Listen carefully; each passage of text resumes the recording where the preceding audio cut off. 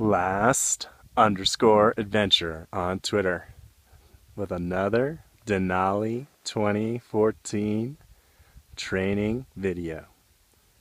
Well, as you can see, we're not in San Diego anymore. Bonus points to whoever guesses where I am at by the end of the video without looking at the accompanying text. Not quite sure what week we are in, but we are still training for Denali, and we are kind of putting together everything that I've been talking about the last couple weeks.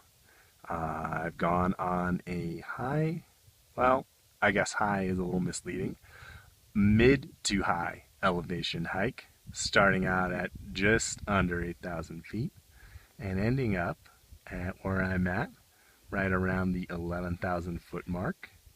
I am in the Sierra Nevada mountain range, and I am carrying a backpack, although not the backpack of pain. When I said we're kind of bringing this all together as I slowly pan across the Sierra Nevada, when I said we're bringing this all together, we started out with basic conditioning in week 1, and then we moved on to kind of day hiking in week 2 with a little resistance training on the armbands. And then we had a little acclimatization.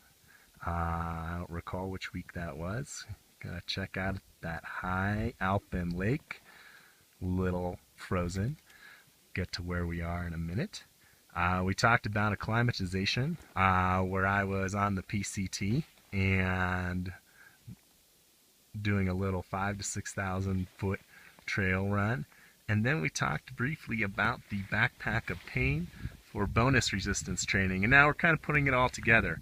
The conditioning to get up the trail, the acclimatization to deal with higher elevations, and the resistance training to carry that backpack up here. We're also bringing in a few new elements. Route finding for starters. The trail I went up today maintained for the first 3 quarters, the last quarter, and the bonus area I'm in right here. Looking at these peaks here, Mallory and LeConte, no trail, and so you'll have to know how to use a map and compass. Gosh, you're gonna think I have altitude sickness. So as I said, sitting at right around 11,000 feet, right underneath LeConte and Mallory. Gonna pan slowly back down. I am in the John Muir Wilderness, as I'm sure everyone is tired of the glare of the sun. And we are looking at Mountaineering Lake. So this is roughly about 6 miles, I would guesstimate. I'd have to kind of do the math later when I look at my map and figure this all out.